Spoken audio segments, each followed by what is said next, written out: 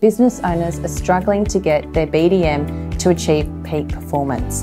They experience pain points on a daily, weekly and monthly basis. And today I have Chris Fox from Bell Property Coorparoo, the Real Estate Training Group BDM Winner of the Year, to share with us some of the pain points that he's personally experienced and how he and the team and his business owner have overcome them.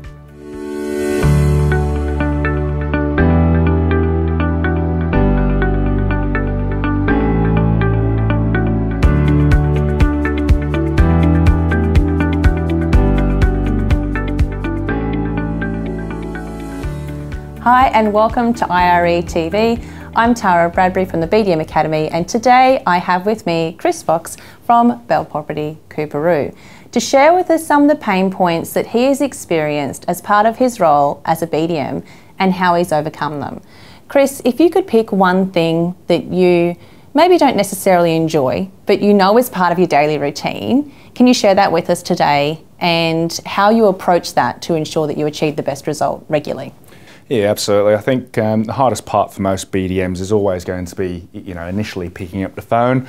There's always that stigma, that fear associated with, doing initially, I guess, your cold calls, reaching out to people, building up your network. I always try and see the light at the end of a tunnel, and what that's going to get for me down the line. At the end of the day, you're in the business to help people with real estate and their investments. Are there different things that you find in your business that your director, John, will help you with to help keep that motivation going on a daily basis so that it assists you in achieving peak performance? Yeah, certainly. It's always, I hate to use the analogy, but the carrot at the end of a stick. He always certainly checks in with me, on a daily basis. He brings the energy into the office. We're always high-fiving. Yep. We can always, I guess, touch base at the start of the day, touch base at the end of the day, see what we've achieved through the day. So we're always on the right pathway, I guess, with that. And it's interesting because I get multiple feedback from other BDMs as well and business owners that where is the line drawn when it comes to micromanaging? So from your experience, you're finding that the regular contact helps empower you. Are there any areas that you would feel that sometimes you would feel like you're being micromanaged, or is the relationship quite positive there between you guys? Yes, certainly. So look, at the start, from a new BDM perspective, fresh to the industry, you could certainly feel like you're being micromanaged. How did that call go? What did you say? I think that's just, again, little bits of, sticking points there, but you can always improve on those, right? I think someone checking in and doing that is always going to be good. You've just got to take that, in and always improve on it. You talk about it. If there's any uncertainty there, you've just got to try and stamp it out. So one common pain point I know you and I have discussed is managing your time effectively. Yes. And while I give you huge credit for how you do balance your day on a prospecting level, it can be quite difficult sometimes to make sure that you have that right balance across doing your appraisals and also effective marketing on social media. So what are some of the things that you do to get yourself back on track when you know that you have kind of gone off the rails, but you know what to do to get back? So what are some of the tricks that you do to, bring yourself back into that right routine again? Yeah, certainly. So your daily tasks are going to be very important. My calendar is my Bible, with regard to blocking out time, taking time away from the office. But, it's always, BDMs can always run into trouble when they've got great momentum to prospect, list and lease, and only just focus specifically on those things one at a time. Whereas if you keep yourself accountable, I guess with your calendar, time frames, checking in with different people, yourself, you can always stay on track with things. And if you think back to when you first had the initial interview with John and he talked through the role with you, do you feel that that was a really good example of what you're doing now? While I know there'll be elements that will have been added, yes. Do you feel that that was presented to you in the way of what you are experiencing as a BDM? Look, it's so funny. The contract basically said you bring a certain amount of properties on per month, and that was essentially what the contract was. I remember looking at it, I thought, oh God, I won't be able to do that. But again, you create a plan to hit those goals and knock them out of the park well and truly. Absolutely. Thank you so much for that, Chris. And I love the examples that Chris has shared with us today, because I really do feel for many business owners, you really need to pull apart the role of BDM to the specifics that you're wanting to achieve within your business. Now, Chris's business has achieved fantastic results, and they've designed that specifically around him as an individual throughout the process. So that is something that I encourage you to have a think about today. Whether you are the BDM or the business owner, do you have a strong strategic plan in place as to where you're going to invest your time to ensure that you are achieving results with the income producing activities that you have implemented?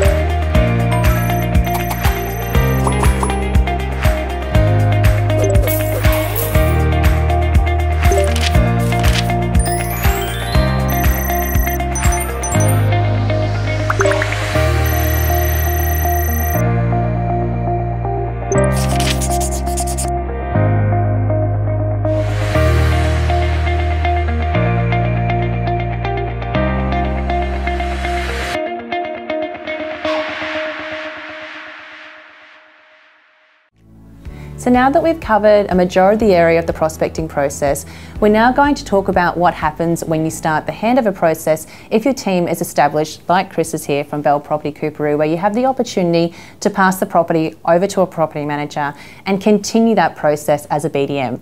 Now, Chris, this has been an area that we have discussed for quite some time and continuously refining. Talk to me about from where it has been to the process, and step us through to where you are now and what that process looks like in your business. Yeah, certainly. So it's a critical point, because as a BDM leasing consultant, when you're growing the business, you're essentially in direct contact with the clients, you know, from an ownership perspective and from a tenancy perspective, and handing that over to a PM.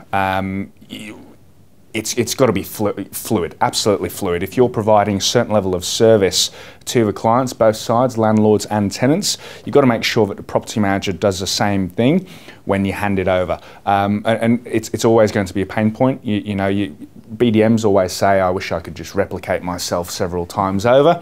Okay, it's not possible. It's not possible in this world. So you've always got to try and bring the PM into the onboarding as much as possible with the owner and with the tenant, and that's where we're working towards always. It's never finished. It's always going to be continually worked on, refined. Absolutely. And the original plan when we first started talking was around for yourself to be handing that property over to the property manager. Now we've really diversified that with the growth that you've had within your agency, and we now have a manager in place. So talk us through that process where you'll be handing the property to them and they'll be that communicator there for you with the team as well. Yeah, certainly. So our head of operations, he's fantastic. He's done BDM in a previous role, so he understands where I'm coming from, because essentially as a BDM, again, you just want to be involved in profit generating activities. So anytime you spend away from generating profit, you're just getting overpaid, right? So essentially, but having said it, you want a continuation of the service you've provided from the onboarding,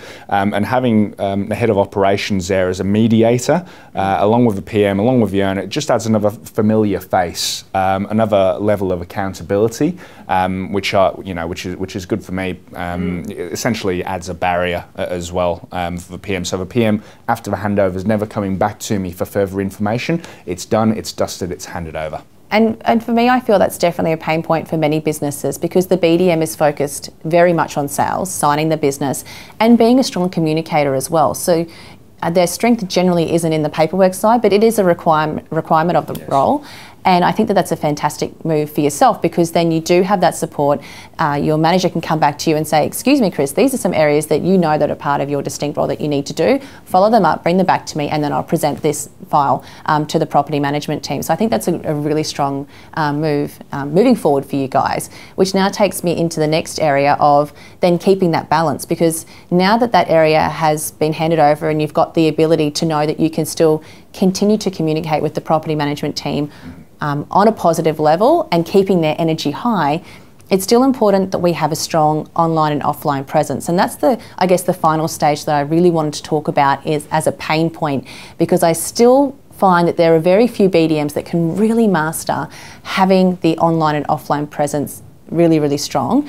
Are there different things that you have now considered in your ideal week to be able to improve in those areas? Yeah, certainly. Look, and we know we've spoken about this several times with regards to the balance of how you do your active prospecting and your passive prospecting. It is a pure balance. I think personally, you need to spend as much time doing your passive prospecting as you do your active. Again, some BDMs tend to think, okay, passive prospecting, fantastic, that's all I need to do. I'll do 90% of that. I'll pick up the phone every now and again. It's a balance. You need to be out there talking to people, but at the same time, they need to be able to refer to you if they don't want to talk to you, as you know, and see where you're at online, see what you've achieved, and see if that backs up what you're being saying. So as you can see, it's all about high levels of communication when you do secure that new opportunity.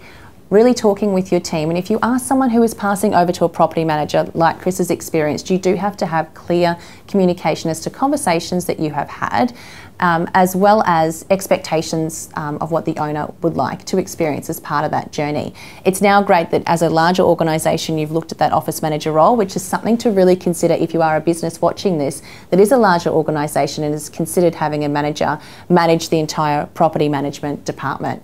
And finally, making sure that when the property is handed over, it's really important that Chris continues to grow that asset, not handing that property over and waiting for the next opportunity to come in the door. You have to have a really, really strong pipeline and know the opportunities that are coming up for you throughout that month, and in fact, beyond that, within your CRM system. Thank you so much for joining us today, Chris. Cheers, Tara. Thank you.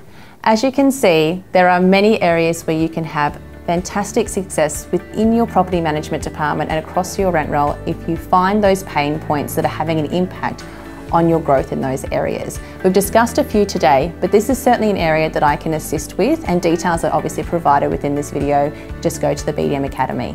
I'm Tara Bradbury, and this is IRE TV.